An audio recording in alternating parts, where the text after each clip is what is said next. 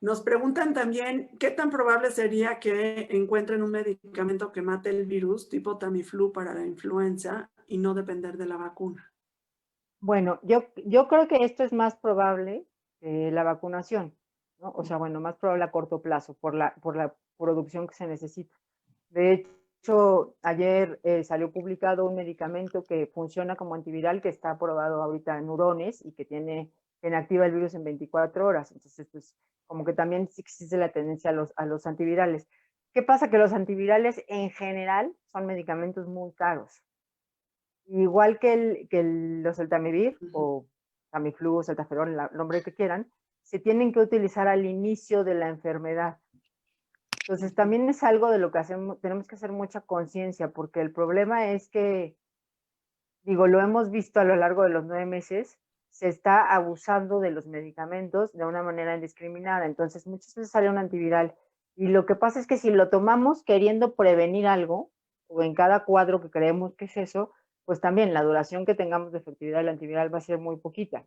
Y eso ha pasado Claro. mucho, que hay muchísimos medicamentos que se están tomando como preventivos o que la gente compró porque creía que tenía que tener para en caso de que...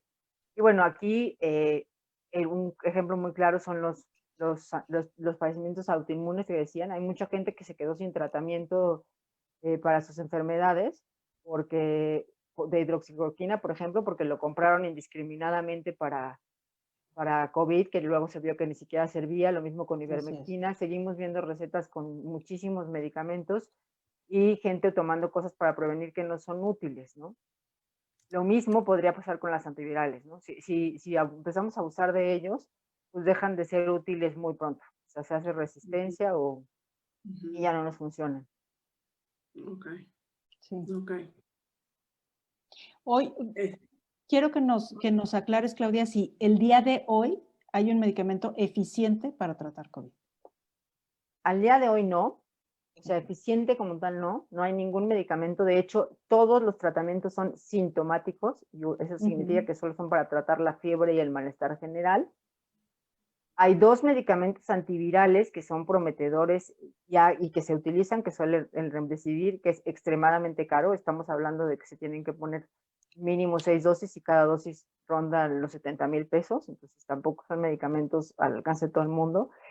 Y hay medicamentos como lo que dicen que le pusieron a Trump, que Eso te iba a decir, seguro esos son los Sí, que los le pusieron. anticuerpos. es un anticuerpo monoclonal Así es. dirigido específicamente para el virus. Nada de esto está comprobado que sirva y igual son medicamentos muy caros. Entonces la respuesta es no hay ningún tratamiento específico útil para el COVID, ¿no? Ni siquiera cuando hay neumonía hay o sea, hay como líneas de tratamiento y protocolos, pero no hay nada que sea específico para el virus. Mm. Ok. Aquí hay una persona que pregunta que los menores de 1 año, ¿cuál es la experiencia de los síntomas? Es lo que les comentaba, la mayoría son asintomáticos. Ujú. ¿Sí? Afortunadamente a los niños les está yendo muy bien. Ujú. Y la otra es que si se pueden, ¿crees que se puedan poner la vacuna lactando? Seguramente sí. La lactancia, digo, ahí además soy yo súper pro lactancia, ¿no? Pero la lactancia tiene, o sea, al ser una vacuna de ARN mensajero no va a producir enfermedad, por lo tanto se puede aplicar sin ningún problema. Así Y la es. lactancia tiene la ventaja de que, igual que las mujeres embarazadas, si yo produzco anticuerpos por enfermedad o por vacuna, se los voy a pasar al bebé a través de la leche o a través Ujú. este, de la vacuna, pues. Ujú. Seguramente se va a poder aplicar a las embarazadas sin Así problema. es. Sí, porque no son virus vivos, ¿eh? Esto que quede claro. Ujú. Las vacunas que no son de virus vivos son incapaces de producir enfermedad. ¿Sí? Mm.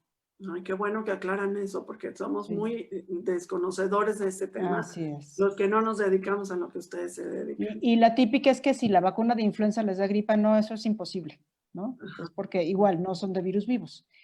Ok. Alguien pregunta que si ha habido muertes en menores de 6 años. Sí, sí ha habido muertes alrededor del mundo en menores de 6 años y a todas las edades ha habido muertes. Son extremadamente infrecuentes, pero sí, sí ha habido. Ujú. ¿Sí? Otra pregunta que nos hacen, que medio ya la contestamos, pero bueno, la podemos repetir un poco. ¿Es conveniente que los niños salgan o hay que tenerlos aislados? Me refiero no al súper exactamente. Sí, pues es lo que comentaba Claudia.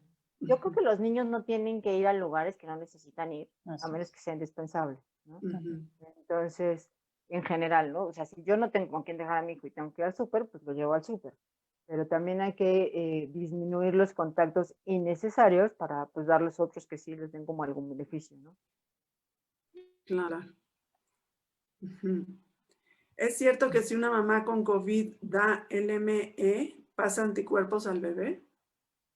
Una mamá con COVID puede dar leche materna sin ningún problema, lactancia. Y aquí, el que pase anticuerpos o no, no sabemos. La mitad de la gente no produce anticuerpos contra enfermedad de COVID. O sea, aunque te dé una enfermedad, no produces anticuerpos cuantificables. Eso no significa que no tienes defensas, Inmunidad. respondes de otra manera, respondes con inmunidad celular. Entonces, para pasarle anticuerpos tendrías que tener anticuerpos. Si los tienes, sí se los vas a pasar. Ujú. Ahora, algo muy importante a diferenciar es, si no los tienes, no le vas a pasar enfermedad. Esto es lo mismo, o sea, no le pasas enfermedad por estarle dando pecho. Le pasas enfermedad por no tener los cuidados, que es lo mismo que pasa con influenza. Entonces, tienes que tener protección respiratoria mientras le das de comer al bebé los primeros 10 días de la enfermedad. Ujú. Ujú. Pero no se tiene que aislar, esa es una muy... No, de hecho ayer No, salió un artículo súper bonito en el que ya se está tratando de promover, es un artículo con una serie muy grande de neonatos en Italia, que desde que nacen los bebés se vayan con su mamá aunque tenga COVID. Y es algo que pues de repente no hacemos y los aislamos 2 días en el hospital y ese niño se va a ir con su mamá el tercer día, ¿no? Pues la única así es. indicación para que no estuviera con su mamá es que la mamá está tan enferma que no puede tenerlo. O sea, que tiene una Claro. neumonía o que tiene algún problema que le impide estar con él. Pero si no, lo ideal es que esté con ella y la mamá lo lacte y tenga únicamente protección respiratoria y lavado de Así manos. es. Su mamá con cubrebocas y lavado de manos y ya. Ya. Ay, Así es, pero súper, es su qué mamá. bien. Y eso Ujú. funciona para todo, eso aplica para todos los niños. Claro, O sea, aunque tenga la mamá COVID o el papá COVID. Ujú. así es. En Ujú. realidad, muchas veces Muy buen al punto. niño no lo podemos sacar. O sea, el niño Ujú. tiene que seguir estando con su mamá. Claro. Sí, de por sí ya está encerrado, ahora la parte emocional de separarlo de su mamá a los 2, 3 Así años. es. Sí. Otra pregunta que nos dicen, ¿sigue siendo contagiosos quienes tienen una reinfección? Es que esa es una enfermedad nueva. A ver, Claudia, explícanos. Sí, en el momento que tiene, más bien, dejaron de ser contagiosos y Así les es. vuelve a dar infección y vuelven a ser contagiosos los 10 días de esa infección, ¿no? Ujú. Pero no es que sigan siendo contagiosos los 6 meses. O sea, se les dio una infección en marzo, dejaron de contagiar los 10 días de esa infección, se vuelven a infectar ahorita 6 meses después y vuelven a contagiar esos 10 días, ¿no? Ujú. Ok. Claro. Aquí Aurea nos está preguntando que a partir de qué edad se recomienda el uso del tapabocas. Salieron hace 2 días las nuevas recomendaciones de la OMS. Se recomienda a partir de los 6 años. Un chiquito menor de 3 años no lo puedes obligar a usar cubrebocas. De hecho, hasta está contraindicado obligarlo a usar cubrebocas. ¿Sí? Y entre los 3 y los 6 años, si el niño lo maneja bien y lo permite, etcétera, sí se le puede poner cubrebocas. Claro que hay consideraciones especiales para niños enfermos o inmunosuprimidos. Ujú. Y para los adultos, bueno, todos. A partir de los 6 años todos tenemos que usar cubrebocas. ¿Sí? Ay, qué buenas aclaraciones, porque estos son todos los mitos que hay alrededor de eso y que nunca tenemos, ¿no?, la curiosidad de ir a buscar estos artículos que ustedes leen y que están tan informadas de lo último que está saliendo alrededor de todo esto, ¿no? Ujú. Sí, aquí quiero que Claudia nos platique un poco más del cubrebocas y el ejercicio, porque Sí. explícanos, Claudia, el cubrebocas durante el ejercicio, al aire libre, etcétera, sí o no. A ver, acláranos. Bueno, un poco lo que dice 27, menores de 3 años, unos dicen que de 2, bueno, entre 2 y 3 según la literatura, pero no deben usar cubrebocas. Y entre 3 y 6 solamente si lo saben usar. Los niños inmunocomprometidos, como los niños con cáncer, es otra historia porque ellos lo tienen que aprender a usar porque tienen que protegerse de otras enfermedades, ¿no? Aquí voy con que si lo saben usar, muchas veces es más el riesgo de que se contagien de otra cosa si no saben usar el cubrebocas que la protección que les va a dar. Como no son transmisores, ese cubrebocas lo van a dejar en el piso, se lo van a poner, se lo van a dar a otro niño. Entonces, no es un uso adecuado. ¿Qué pasa con el ejercicio? Todos los mayores de 6 años tenemos que utilizar cubrebocas siempre que estemos en contacto con alguien. Cuando haces ejercicio, sobre todo cardiovascular, hay una liberación muy importante o cuando hablas fuerte, por eso también se habla de que en los shows tiene que haber separación, o cuando gritas o cantas, hay una liberación muy importante de aerosoles. Entonces, ¿Cuándo tengo que usar cubrebocas? Cuando estoy haciendo ejercicio de alto impacto o aeróbico, al mismo, o sea, cerca de alguien. ¿A qué voy con cerca de alguien? Por más de 15 minutos. Por ejemplo, si yo estoy utilizando una caminadora, que por eso en los gimnasios quitaron el ejercicio aeróbico, una caminadora, y a 1 metro hay otra caminadora, a 1,5 metros, no puedo quitarme el cubrebocas porque yo voy a liberar partículas o haciendo box hasta por 5 metros. Entonces, no puedo quitarme el cubrebocas aunque esté haciendo ejercicio porque puedo contagiar a alguien.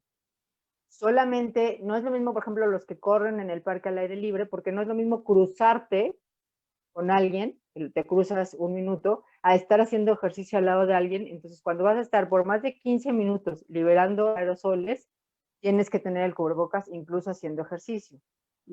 Cuando vas a correr distancias largas o vas a hacer ejercicio que por mucho tiempo, que necesita mucha respiración pulmonar, por más de 15 minutos, tampoco es recomendable utilizar el cubrebocas, es mejor hacerlo solo y sin cubrebocas, porque puedes generar una cosa que se llama autopep, eso es, tu pulmón compensa, y ya hubo casos en China y en Europa de que tienen daño pulmonar por correr más, estoy hablando de más de 5 kilómetros con cubrebocas a velocidades importantes, ¿no? Entonces ahí sí es mejor correr solo, sin cubrebocas, y traerlo a la mano y ponértelo cuando te cruzas con alguien, ¿no? Lo que sí es, si vas a hacer ejercicio aeróbico con alguien, sí tendrás que tenerlo todo el tiempo o estar separado por más de 3 metros de distancia. A menos que vivas con esa persona.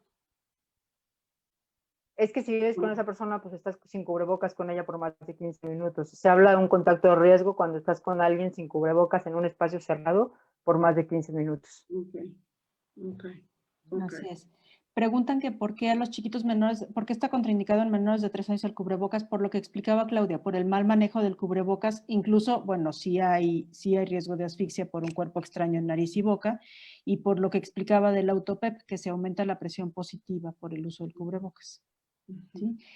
¿Qué tipo de cubrebocas debemos usar los adultos? Si es para el uso cotidiano, o sea, una persona con su uso cotidiano, con cubrebocas de tela o desechables, etcétera, es suficiente.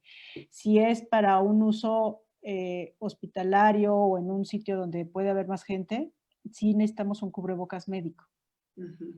¿Sí? O para tratar con pacientes que pudieran tener riesgo de COVID, tiene que ser una mascarilla N95. Preguntan que si los cubrebocas se lavan, se tiran, etcétera. Bueno, se supone que los desechables se tiran y que los lavables se lavan diario y después se pueden usar.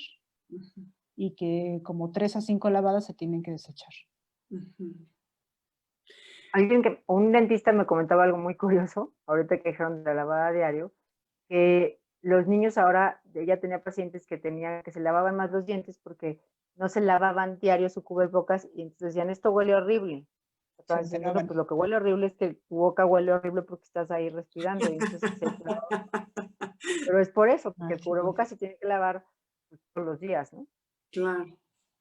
Hay una pregunta que se quedó un poquito más arriba, que pregunta Melitón López, que dice, buenas noches, mi nombre es Rocío Escalante, mi pregunta es si me puedo poner la vacuna de COVID, ya que a los 18 años tuve meningitis post-vacunal por vacuna de la rabia ya caducada.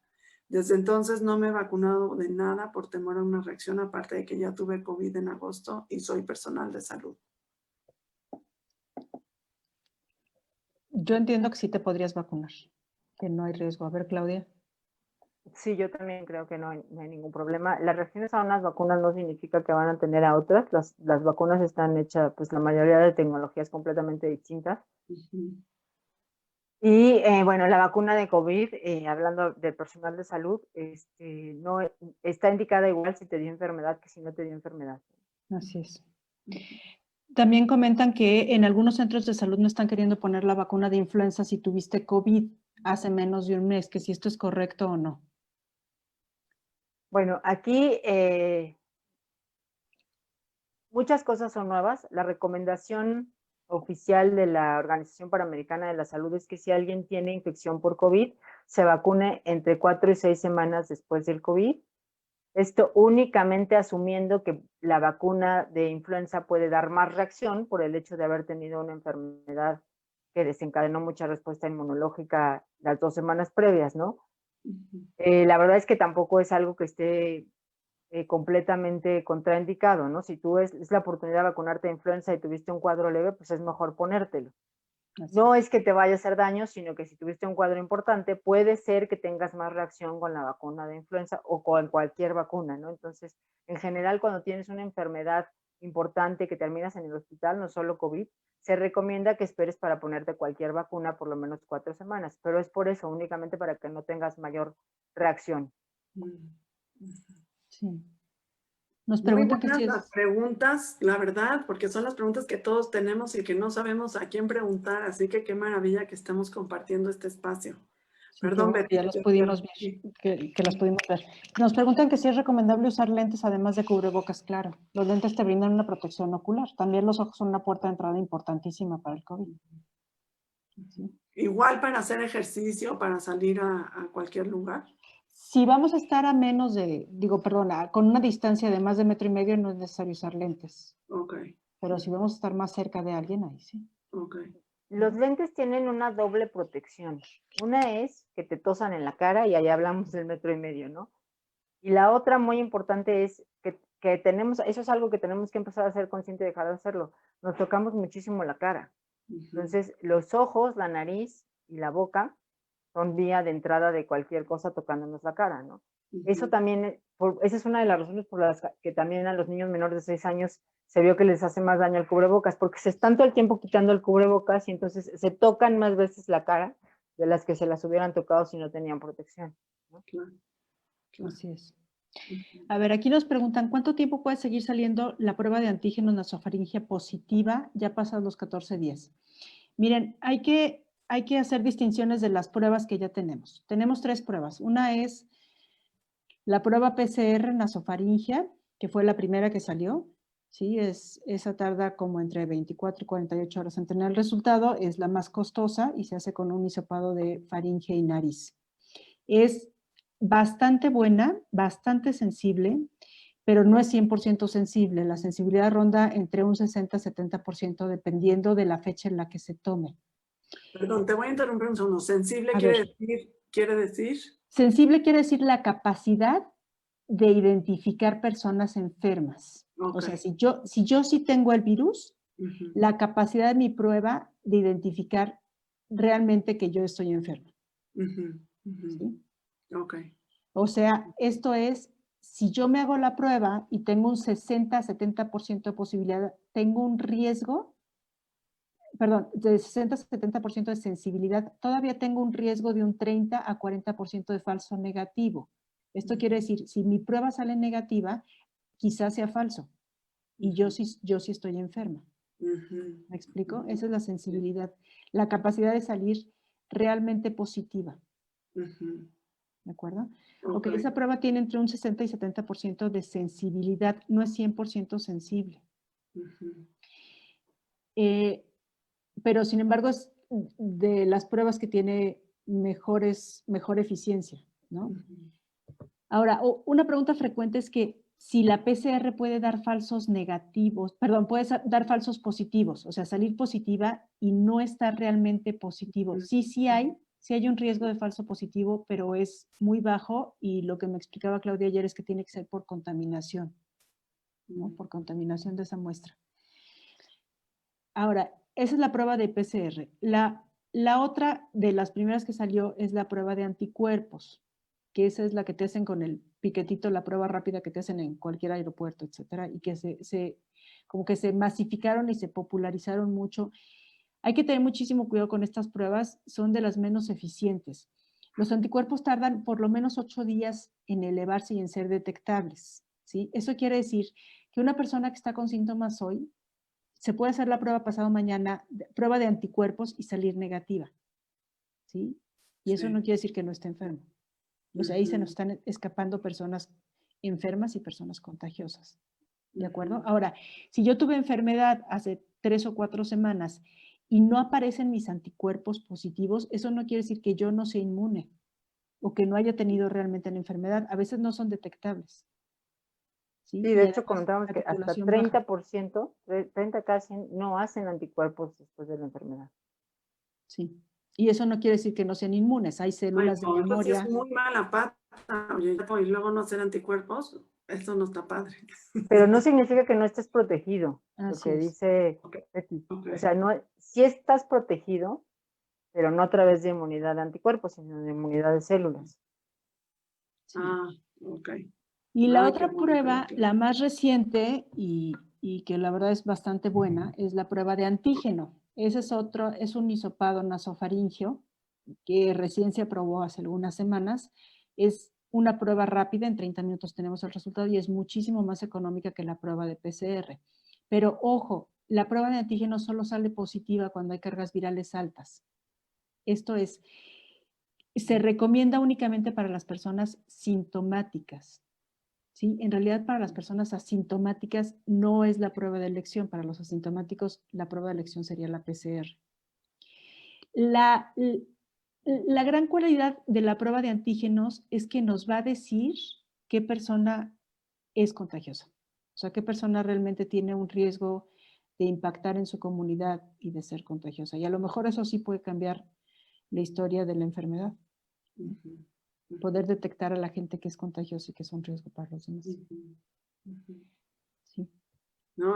¿Y esta prueba, la última que dijiste, ya está aquí en México? Ya, claro. Sí, sí, sí. Hay varios laboratorios que ya lo están ofreciendo y cuestan menos de 1,000 pesos y el resultado está en media hora.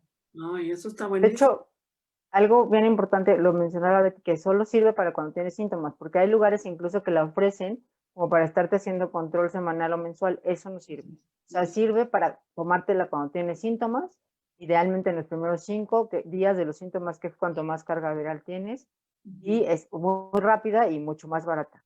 Lo que no sirve es para hacerte, no sé, si vas llegando de un viaje, no tengo síntomas, me la tomo y entonces digo, ay, no, no me contagié. No, o sea, para eso sí no sirve.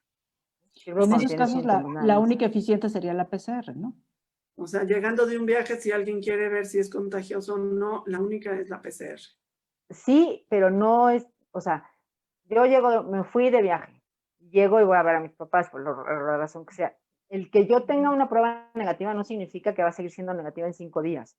Entonces, eso está muy claro que, por ejemplo, lo que hacen en Japón, que son muy, muy estrictos. Alguien llega de viaje y le hacen prueba. Si la prueba está positiva, se van a un lugar donde tienen, en hoteles donde hay gente positiva, si no tienen síntomas, y hasta 10 días que saben qué es lo que el contagio. Si la prueba está negativa, se tienen que quedar aislados 10 días porque es el periodo de incubación de la enfermedad. Entonces, tú cuando llegaste no tenías enfermedad, pero puede ser que durante el vuelo te contagiaste o 2 días antes. Entonces, igual les recomiendan que estén aislados, que no vayan al gimnasio, que no coman con nadie, o sea, a gimnasio o a espacios cerrados, que no vayan a reuniones, que solo salga uno al súper. Esto es para no propagar la enfermedad, ¿no? Para tenerla como más controlada. Que no usen transporte público. O sea, eso significa estar aislado 10 días, ¿no? No se está encerrado en tu cuarto. A lo mejor puedes salir, pero no tienes que compartir espacios cerrados con otras personas. Ok. Oye, nos preguntan también, ahí esta creo que ya la contestaron, pero alguien pregunta qué tipo de cubrebocas recomiendan para los adultos, los médicos, o sea, los que venden en las farmacias, serían los Sí, que para están, el uso. que te venden en la calle o así, ¿sirven de algo? Sí. ¿Sí? Sí. Sí, sí, sí, para el uso cotidiano, sí, claro. Ok, ok. Incluso los de tela sirven, claro. Ajá, ok. Este, que en general, ¿cómo le afecta el virus a los niños? Que yo creo que alguien que entró más tarde, pero si nos pueden hacer un resumen rápido. Les va bastante bien. Y ojalá supiéramos por qué. Sí, sí, les va muy bien. Claudia, ¿sabemos algo nuevo de por qué a los niños les está yendo tan bien comparado con los adultos? Pues no, hay muchas teorías. Una es la de que no tienen receptores ECA, que son los que bajan al pulmón. Otro es pues, que al no tener tanta inmunidad, no hacen tanta respuesta inflamatoria. Y finalmente que no tienen la cantidad de interferón suficiente para desencadenar una respuesta inflamatoria masiva. Pero la verdad es que no se sabe gran cosa. Así es. La única precaución con los niños y la única alerta que tenemos con los niños es el síndrome inflamatorio tipo Kawasaki que se da post-infeccioso. El Kawasaki es una enfermedad autoinmune, o es una vasculitis, es una inflamación de los vasos sanguíneos que ocurre únicamente en niños, ya se conoce desde hace 60 años, y ocurre después de virus, generalmente después de virus, ¿no? Es una de esas cosas que solamente les pasa a los niños. Tiene que ver con que su sistema inmune se confunde y se vuelve loco y ataca a su propio cuerpo. Ok, se ha visto este síndrome después del COVID, 3 o 4 semanas después del COVID. Y es como la única alerta que tenemos al respecto de los niños. Ahora, manejada a tiempo les está yendo muy bien. Diagnosticada y manejada a tiempo les va muy bien. ¿Cómo se manifiesta? Con fiebre, con dolor abdominal, con mucho ataque al estado general. ¿Sí? Después de haber tenido COVID, sintomático o asintomático.